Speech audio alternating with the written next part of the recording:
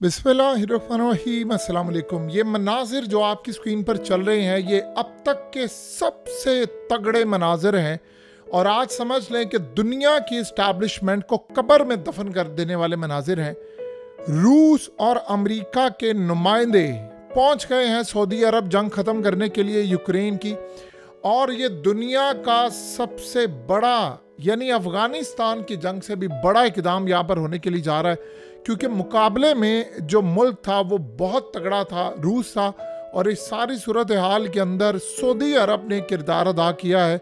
उनके foreign minister भी यहाँ पर हैं, मोहम्मद बिन सलमान पूरी तरह इस सारी सूरत हाल को देख रहे हैं। और सऊदी अरब देखिए वो लेवल नहीं रहा सऊदी अरब का।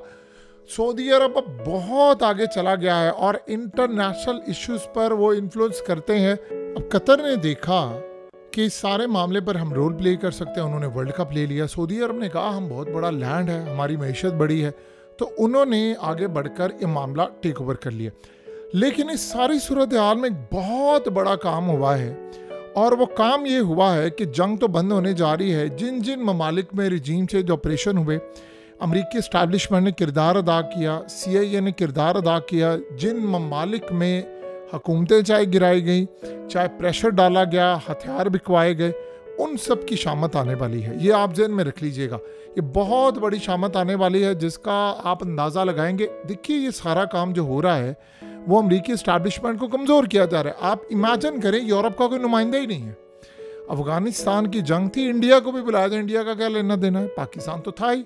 यहाँ पर उन्होंने बुलाया और इनको किक आउट कर दिया। ना ज़ेलेंस्की है, ना यूक्रेन का कोई नुमाइंदा यहाँ पर बैठा हुआ है, ना कुछ और मज़े की बात आप देखिए जो सबसे ज़्यादा इंटरेस्टिंग है, पेप्सी, कोका कोला, फांटा और दुनिया भर के जितने टॉप ब्रांड्स हैं, आप ज़ारा से लेकर आप गुची से लेकर हर ब्रांड को देख ले, उन्होंने रूस से बातचीत करना शुरू कर दी है और कहा है कि जी हमारे डियोर आ रहा है, फलाना आ रहा है, मैकडोनल्ड्स आ रहा है, KFC आ रहा है। वो सारे कह रहे हैं हम रूस के अंदर वापस आ रहे हैं। अब वो रूस में वापस इसलिए आ रहे हैं क्योंकि जाहिर सी बात है जंग खत्म हो रही है, पाबंदियां हट रही हैं और वो सारे वापस आ रहे हैं।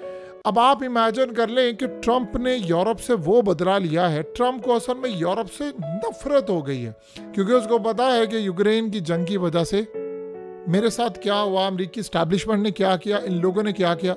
वो यूरोप के अंदर आप ये देखिए कि पूरी मार्केट तितर बितर कर रहा है। दो वो काम कर रहा है, एक तो वो यूरोप पर 30% टैरिफ आयद करने के लिए जा रहा है। आप गौर करें ना कि बरतानिया के अंदर इस वक्त गोल्ड उठा कर पूरी तरह अमेरिका में शिफ्ट किया जा रहा है। जितने गोल्ड बार्स हैं कई हज़ार टन की, वो रातों रात, चाहे JP Morgan बैंक हो, HSBC हो या बैंक ऑफ इंग्लैंड, इनका गोल्ड फौरी तौर पर मुंतकिल किया जा रहा है अमेरिका के अंदर।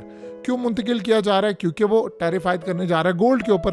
तो वहाँ पर जो गोल्ड रहेगा, वहाँ पर जो गोल्ड आएगा जो अमेरिका में जाता है, वहाँ पर उनको नुकसान होगा।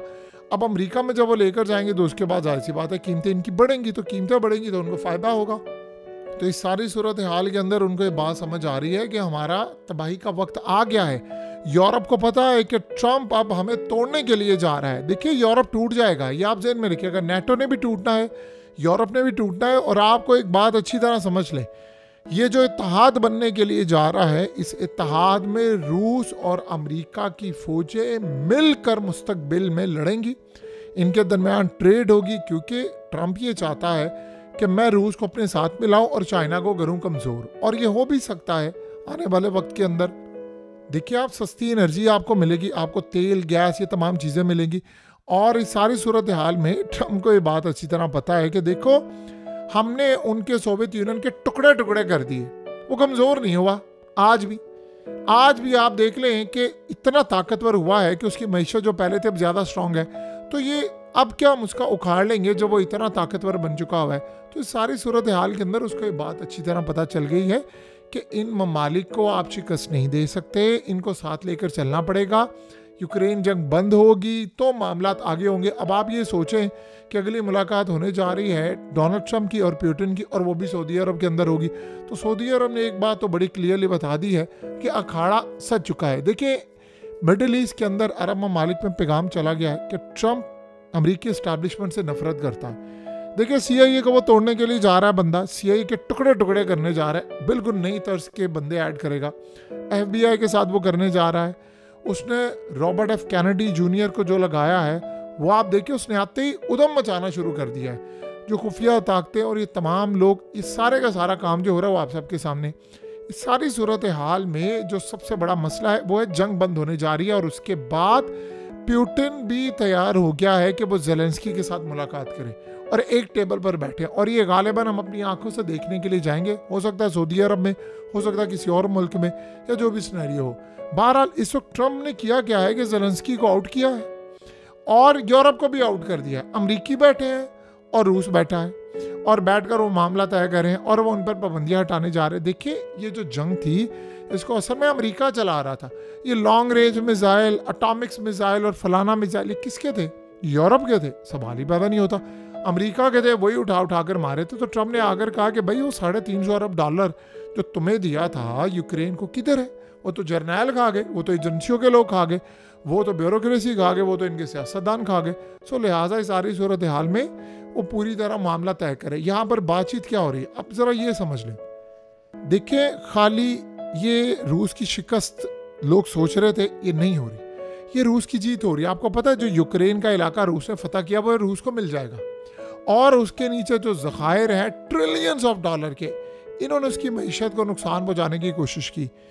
आप इमेजिन करें उसकी मईशत आसमान पर चली जाएगी। ट्रिलियंस ऑफ डॉलर के जो ज़खायर है वो इनको मिल जाएंगे। तो यूक्रेन तो बहुत सारा हिस्सा इनके पास गया, तो आपने उनकी मईशत को कितना चंद सौ अरब डॉलर का नुकसान पहुंचाया, तो वो तो रिकवर कर गया, उससे ज़्यादा रिकवर कर गया। तो यहाँ पर क्या फ़ायदा हुआ इस जंग का? अब रही बात ज़ेलेंस्की की, देखिए रूस ये कह रहा है कि ज़ेलेंस्की की हैसियत क्या है, यानी वो कोई इलेक्टेड प्रेसिडेंट तो है नहीं दोबारा, क्योंकि उसका टेन्योर ख़त्म हो गया, तो कोई इलेक्टेड नुमाइंदा है। अब उसको वो प्रेसिडेंट भी नहीं मान रहे, ये भी बड़ी अजीबोगरीब बात है।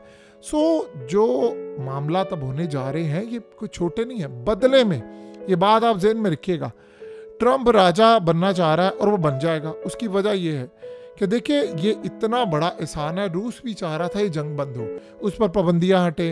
अब मैकडोनल्ड वापस आ रहा है, अब आप देखिए KFC आ रहा है, अब कोको कोला वापस आ रहा है, पिज़्ज़ा, यानी आप नाम लेते जाए बड़ी बड़ी कंपनीज के, वो सारे वापस आ रहे हैं।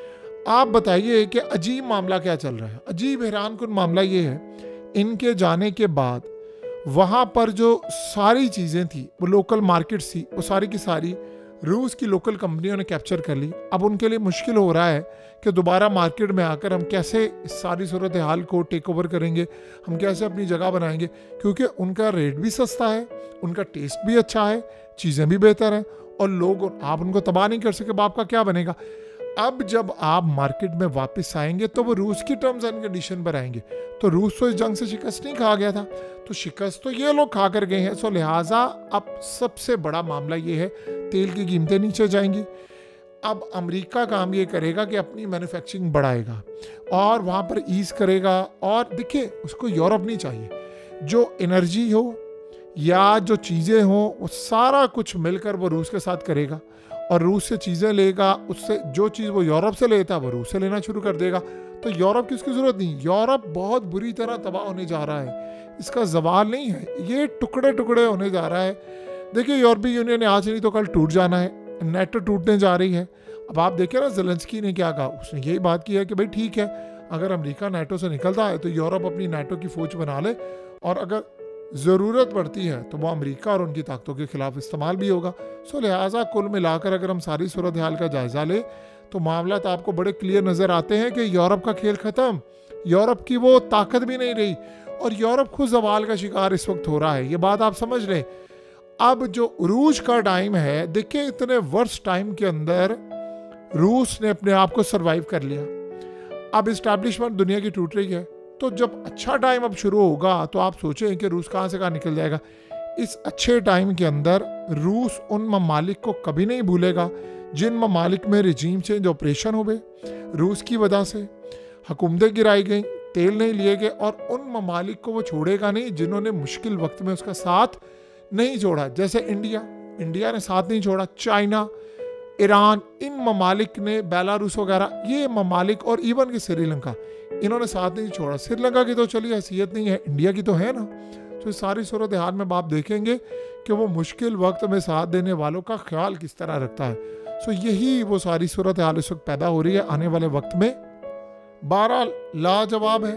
और ये जंग ख़त्म होने जा रही है। अखाड़ा यहाँ पर पूरी तरह सजा है और ट्रंप ने एक बड़ा मज़ेदार फैसला किया कि भाई हमें किसी की जंग में जाने की ज़रूरत ही नहीं है, ना हमने किसी की जंग में मदाखलत करनी है, ना हमारा कोई लेना देना है। हम अपने मुल्क को बेहतर करें, इन्वेस्टमेंट लाएं, जॉब्स क्रिएट करें। ये एक लीडर की निशानी होती है। मज़ा इंशाल्लाह तब आएगा जब अमरीकी एस्टैब्लिशमेंट को वो राख का ढेर बना देगा, और वो अब टाइम ज़्यादा दूर रह नहीं गया।